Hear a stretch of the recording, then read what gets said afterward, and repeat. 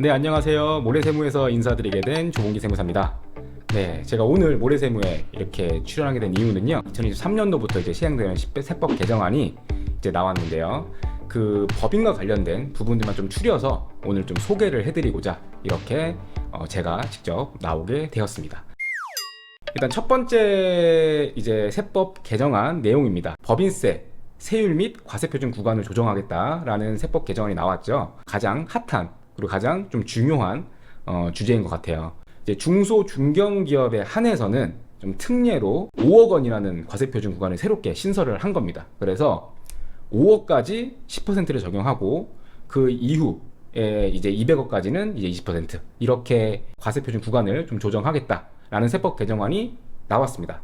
근데 여기서 또 하나 또 집중해 줘야 되는 것이 이제 밑에 부분이죠. 지배주주 등이 50% 초과해서 지분을 보유하고 있고 부동산 임대업이 주된 사업이거나 부동산 임대소득 또는 이자 배당소득 등이 매출액 대비 비중이 50% 이상인 이 두 가지 요건을 모두 갖춘 기업의 경우에는 특례 10% 적용 세율을 인정하지 않겠다라는 내용까지 세법 개정안에 실려 있었습니다. 네, 두 번째로 소개해 드리고 싶은 이제 세법 개정안 내용이 이제 국내 자회사 배당금에 대한 이중과세 조정을 좀 합리화하겠다라는 내용이 나와 있어요. 현행 조문 같은 경우에는 일반 법인과 지주회사를 나눠 놓고서 입금 불산임률을 조금 차등을 두고 있었어요. 그런데 이번 개정안에서는 일반 법인과 지주회사를 구분하지 않고 지분율도 50% 이상, 그 다음에 30에서 50%, 30% 미만 이렇게 나눠서 동일한 입금 불산임률을 적용하겠다. 세법 개정안을 내놓았습니다. 네, 그 다음에 세 번째로 소개해드리고 싶었던 내용이 바로 이 가업상속 공제. 일단 가업상속 공제에 대한 적용 대상이 매출액 1조 원 미만으로 좀 더 확대됐다는 내용이 들어가 있고요. 또 공제 한도가 30년 이상은 1,000억까지 공제 한도를 늘렸다. 그 다음에 이제 피상속인에 대한 지분 요건 같은 것들도 있는데요. 뭐 50% 이상에서 40% 이상으로 이제 좀 변경이 되었다. 이런 내용들을 좀 담고 있고요. 사후관리 규정도 좀 완화를 시켰다. 원래는 사후관리 규정이 7년 동안 이행을 했었어야 되는 부분인데 이게 5년으로 바뀌었고요. 업종에 대한 업종 유지 요건이 있는데요. 대분류 내에서 변경을 해도 허용을 하겠다라는 내용들. 그리고 뭐 고용 유지 의무와 관련된 부분에서도 조금 내용들이 많이 달라진 것들이 있죠. 자산 유지 의무도 원래는 가업용 자산의 20% 이상을 처분하면 안 된다라고 했는데 이제 40%로 좀 대폭 좀 상향을 했다. 이 부분에 대해서는 다음 영상에서 더욱더 자세히 설명을 드릴 거니까요. 이번에는 이 정도만 언급을 드리고 넘어가겠습니다. 그리고 가업 상속 공제와 좀 쌍두마차를 이루는 내용이죠. 가업 승계에 따른 징역 특례 규정이 또 별도로 있는데요. 이 부분도 좀 한도를 확대했다라는 부분으로 세법 개정안이 나왔습니다. 일단 대상도 아까 가업상속 공제와 마찬가지로 중견기업 기준이 좀 확대됐다라는 부분이 나와 있고요. 징여자 지분 요건 같은 경우에도 최대 주주 등으로 이제 지분 50% 이상을 10년 동안 보유해야 된다 이런 내용들이 나와 있는데요. 이것들이 50이 아니라 40%. 그리고 뭐 이제 특례 요건들 그 기준도 60억을 기준으로 해서 10%, 60억 초과 시에는 20%. 그다음에 사후관리 규정도 굉장히 완화가 돼서 사후관리 기간을 이제 5년으로 단축했다는 내용도 나와 있고요.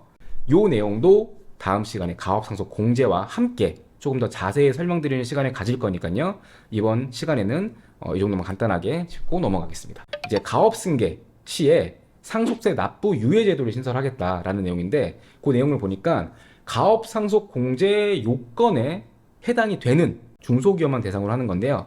중소기업인데 가업상속 공제를 받지 않은 기업에 대해서는 상속인이 가업상속 공제를 받을 것인지 아니면 이 납부 유예 방식을 택할 것인지를 선택을 할 수 있다라고 되어 있는 내용이고요. 그다음에 상속세를 납부해야 되는 사유, 어떤 요건을 이제 충족하지 못하거나 아니면 위반했을 때 상속세 납부 유예된 거를 납부하게끔도 이렇게 규정도 만들어 놓고 있습니다. 마찬가지로 가업 승계 시 징여 특례에 대한 부분도 납부 유예 제도를 신설하겠다라고 이제 세법 개정안을 내놓았는데요. 마찬가지예요. 가업 승계 징여 특례 요건을 충족하는 중소기업이 이제 승계 특례를 적용받지 않았다라고 한다 그러면 그 부분에 대해서 징여세를 많이 내야 되잖아요. 근데 그거를 이 저율과세 특례 방식과 납부 유예 방식 중에서 본인이 선택해서 적용받을 수 있도록 하겠다라는 개념이고요.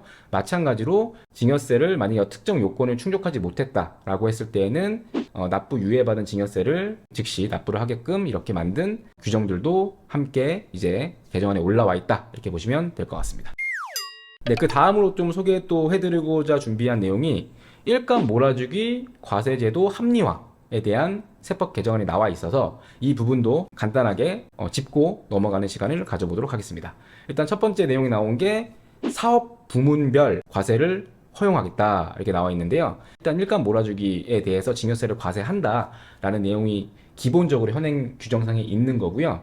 거기서 새롭게 추가된 부분이 뭐냐면 이제 사업이 여러 가지 사업들이 있잖아요. 그 사업 부문별로 특정 요건을 정해주고요. 그 요건이 충족했을 경우에는 일감 몰아주기 적용 유무를 판단할 수 있게끔 하겠다. 그리고 사업 부문별로 증여 의제 이익을 계산해서 증여세를 납부하는 체계를 조정하겠다, 이렇게 나와 있는 거죠. 요건이라는 부분은 아마 이제 시행령에 이제 위임이 돼서 시행령에서 좀 더 이제 구체적으로 언급이 될 부분이기 때문에 만약에 그 부분의 내용이 나오면 추가적으로 좀 설명을 드릴 수 있는 시간을 가져보도록 하겠습니다. 두 번째 또 이제 세법 개정안에 나온 내용이 뭐냐면 증여 의제 이익에서 공제하는 배당 소득을 확대하겠다라는 내용이 나와 있는데요. 일감 몰아주기 증여세 과세와 관련해서 증여 의제 이익을 계산할 때 배당 소득에 대해서는 공제를 해주게끔 되어 있는데 그 공제해주는 배당 소득의 범위가 원래는 사업 연도 말일부터 증여세 신고 기한까지의 배당 소득이라고 되어 있는데요. 이거를 직전 사업연도의 증여세 신고 기한 다음 날부터 증여세 신고 기한까지의 배당 소득으로 그 범위를 넓혀줬다, 이렇게 보시면 되겠습니다. 그 다음에 세 번째가 일감 몰아주기 과세가 제외되는 거래들을 이제 법에서 열거를 하고 있는데 그 부분을 확대했다라는 내용인 것 같아요. 일단 보시면은 기본 현행 규정과 동일하게 유지가 되는 내용들이 있고요. 그 밑에 보시면 중소 중견기업의 수출 목적 국내 국외거래, 그 다음에 대기업의 수출 목적 국외거래, 이게 현행 규정에서 과세 제외 거래로 언급이 되어 있는 내용인데 이거를 그냥 수출 목적 국내 국외거래, 조금 더 거래를 좀 확대한 거죠. 그렇게 개정안이 나왔다, 이렇게 보시면 되겠습니다. 네, 그리고 또 소개해 드리려고 준비한 내용이 통합 고용세액공제라는 게 신설이 된다, 이렇게 나와 있어요. 현행 규정상에도 여러 가지 혜택을 주기 위한 세액공제 항목들이 있는데 그 중에서 이제 현행에서 이제 고용직내 세액공제가 있고요. 뭐 사회보험료 세액공제가 있고 경력 단절 여성 세액공제라는 게 있죠. 이것을 통합하겠다라는 거예요. 통합해서 기본적으로 고용 증가 인원에 1인당 세액공제를 해주는데요. 청년 정규직, 장애인, 그다음 60세 이상, 경력 단절 여성까지 다 포함을 해서 다 통합해서 되어 있고 청년의 범위도 15세에서 34세로 더 늘어났다, 이렇게 보시면 되고요. 중소기업의 경우에는 이제 세액공제 1인당 세액공제 자체가 더 커졌다, 이렇게 보시면 될 것 같습니다. 원래 또 기존에 있었던 세액공제 항목 중에서 정규직 전환 세액공제, 그 다음에 육아휴직 복귀자에 대한 세액공제 규정들이 있었는데 이거를 통합고용세액공제의 추가공제 항목으로 합치겠다라는 개념으로 나와 있는 것 같아요. 그래서 추가공제 항목은 정규직 전환자가 있거나 육아휴직 복귀자가 있다면 그 인원에 대해서 중소기업은 1,300만 원 인당, 중견기업은 900만 원으로 이렇게 세제 개편안이 나와 있는 상황입니다. 네, 그 다음에 또 들고 온 세제 개편안 내용이 이제 스톡 옵션 세제 지원을 좀 더 강화하겠다는 내용입니다.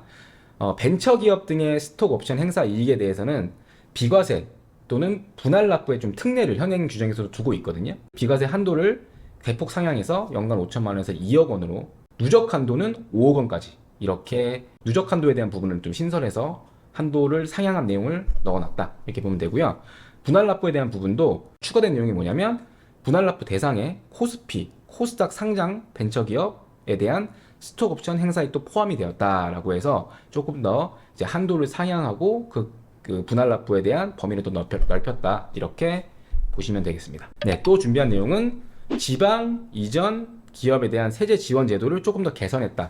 세 가지로 개선을 한 거죠. 그래서 수도권은 동일하게 5년 100, 2년 50%, 그 다음에 두 번째를 지방광역시, 그 다음에 중규모 도시 내의 성장 촉진 지역, 뭐 인구 감소 지역, 고용산업 위기 지역이라는 내용을 좀 더 구체화시켜 놓은 거예요. 그래서 이제 이 지역 내로 지방 이전을 했다라고 한다 그러면 7년간 100%, 3년간 50%의 법인세 감면을 주겠다는 내용이고요. 세 번째가 위에 이번에 해당하는 지역은 제외하고 이제 성장 촉진 지역, 인구 감소 지역, 고용산업 위기 지역, 그 지역 내로 이전을 한다면 10년 동안 100%예요. 엄청난 거죠. 네. 그다음에 그 이후 2년 동안 50%.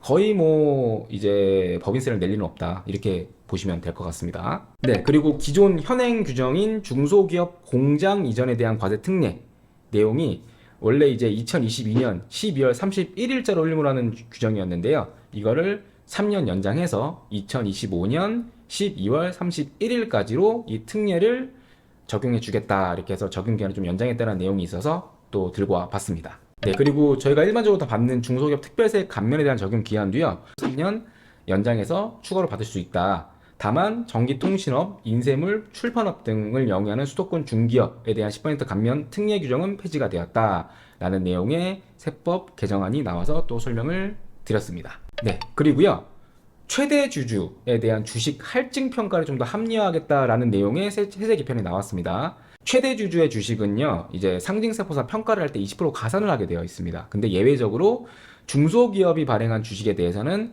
할증 평가를 배제하고 있는데요. 이 내용이 세법 개정안에서는 상호 출자 제한 기업 집단에 속하지 않는 기업의 주식이라고 조금 더 명확화되었다, 이렇게 보시면 될 것 같습니다. 네, 그리고 이제 또 요새 좀 기사가 많이 나오는 세법 개정안 내용이죠.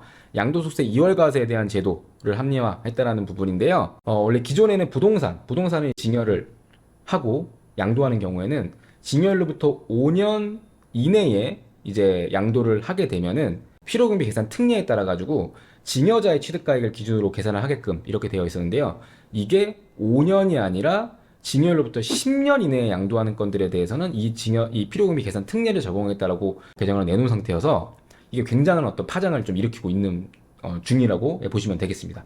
이게 지금 적용 시기를 2023년 이후 증여받는 분부터 적용하겠다라고 세법 개정안이 나와서 올해 무조건 증여해라, 뭐 이런 막 카더라 통신들이 돌고 있는 상황이에요. 이 규정 눈여겨보시기 바랍니다. 네, 오늘 준비한 세법 개정안 내용은 여기까지고요.